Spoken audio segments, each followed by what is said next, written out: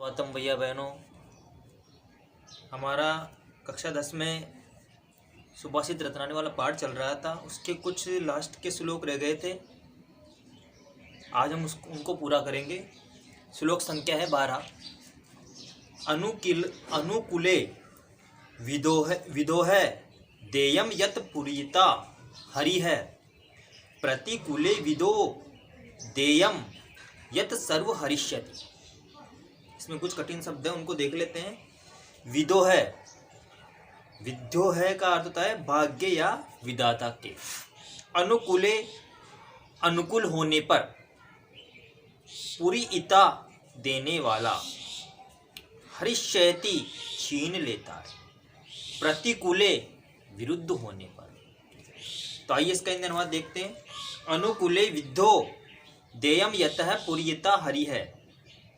जब भाग्य विधाता, जब भाग्य विधाता, विद्धो का अर्थ है भाग्य विधाता या चंद्रमा के अनुकूल होने पर, या जब भाग्य विधाता या चंद्रमा के अनुकूल होता है, जब भाग्य विधाता या चंद्रमा अनुकूल होता है तो ईश्वर जो भी देने योग्य है, जो भी ईश्वर के द्वारा देने योग्य है, वह उसे पूरा करता है। जब भाग्य, कहते हैं कि जब भाग्य साथ होता है तो सब कुछ ठीक होता है।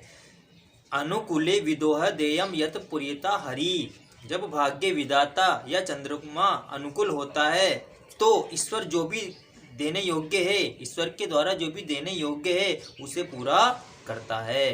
प्रतिकूले विदो देयम यत सर्व हरिष्यति। प्रतिकूले, जब भाग्य विधाता या चंद्रमा विरुद्ध होता है या प्रतिकूल होता है तो जो भी दिया जाता है भगवान के द्वारा उसे भी वह छीन लेता है।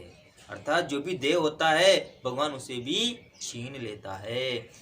प्रतिकूले विदो देयम यत सर्व हरिष्यति। जब भाग्य विधाता या चंद्रमा प्रतिकूल होता है या विरुद्ध होता है, जो भी देय होता है भगवान उसे भी छीन लेता है।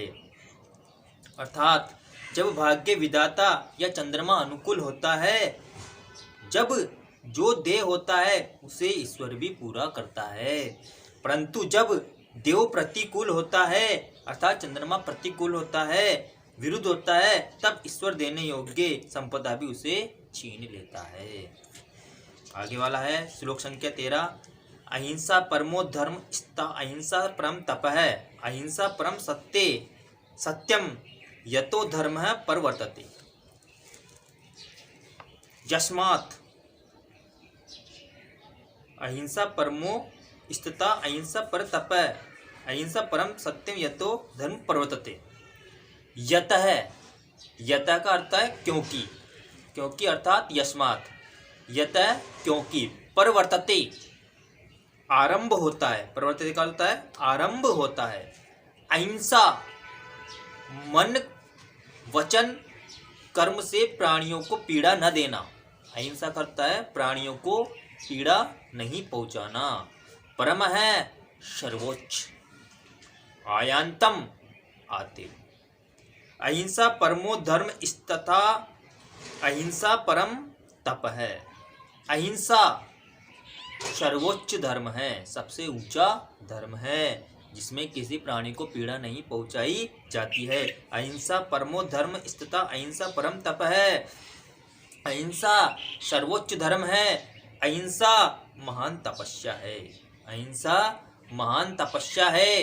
अहिंसा परम सत्यम, अहिंसा परम सत्य है, क्योंकि धर्म वही है, क्योंकि धर्म वहीं से प्रारंभ होता है, क्योंकि धर्म वहीं से क्या होता है, प्रारंभ होता है। यतो धर्म परवर्तते, क्योंकि धर्म वहीं से आरंभ होता है। अहिंसा परमो धर्म तथा अहिंसा परम तप है।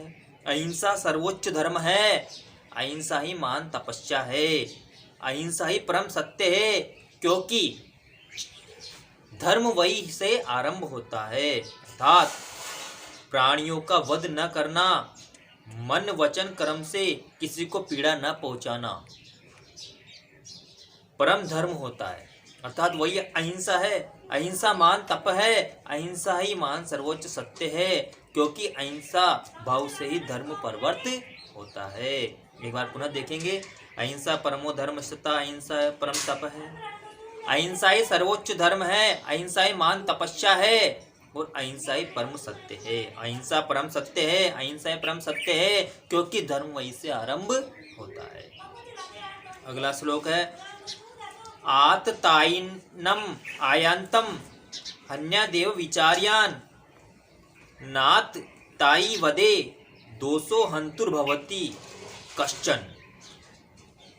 आततायिनम, आतताई या अनाचारी को, अविचार्यान बिना विचारे, हंतरा मारने वालों का दोष है, अपराध, आयांतम आते हुए को, आयांतम यानी आते हुए को, हन्यात वध कश्चन कोई, आतातायिनम आयंतम हन्यादेव विचार्यान। आताताई, आताताई का अर्थ है जो आतंक फैलाने वाले होते हैं, जो बुराई को फैलाने वाले होते हैं। आताताई अर्थात आतंक फैलाने वाले को तो बिना विचारे ही मार देना चाहिए। आतातायिनम आयंतम हन्यादेव विचार्यन, आताताई अर्थात आतंक फैलाने वाले को तो बिना विचारे ही मार देना चाहिए। नातताई, नातताई वदे दोषो हंतुर्भवति कश्चन, क्योंकि आताताई, क्योंकि आतताई का वध करने पर, क्योंकि आतताई का वध करने पर, आतंक फैलाने वालों का वध करने पर मारने वालों को कोई अपराध या पाप या दोष नहीं होता है। क्योंकि आतंक फैलाने वालों का वध करने, आतंक फैलाने वालों का वध करने पर कोई अपराध या दोष नहीं लगता है। एक बार पुनः देखेंगे। आततायिनम आयंतम हन्यादेव विचार्यन, अर्थात आतंक फैलाने वालों को तो आते हुए को, आतंक फैलाने वालों को आते हुए ही बिना विचारे मार देना चाहिए।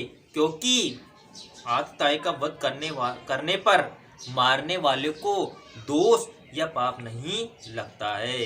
अर्थात आते हुए आतताई को बिना विचारे मार देना चाहिए, क्योंकि आतंकी या अनाचारी को मारने को, उसके घात को कोई अपराध नहीं माना जाता, क्योंकि दुष्ट का तो विनाश करना ही उचित है। आगे वाला श्लोक है, श्लोक संख्या है 15।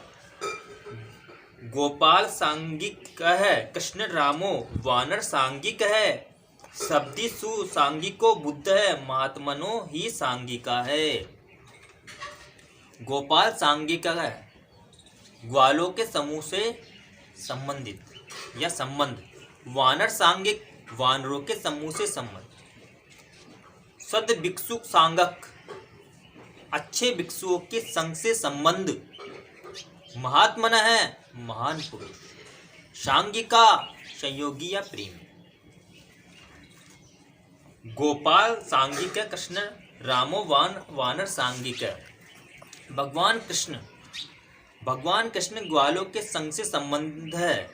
भगवान कृष्ण का ग्वालों के संग से संबंध है और राम वानरों के संग से संबंध। बुद्ध भिक्षुओं के संग से संबंध है, क्योंकि महापुरुष या महान आत्मा वाले लोग सदैव संग प्रिय या सहचर्य भाव रखने वाले होते हैं। एक बार पुनः देखेंगे।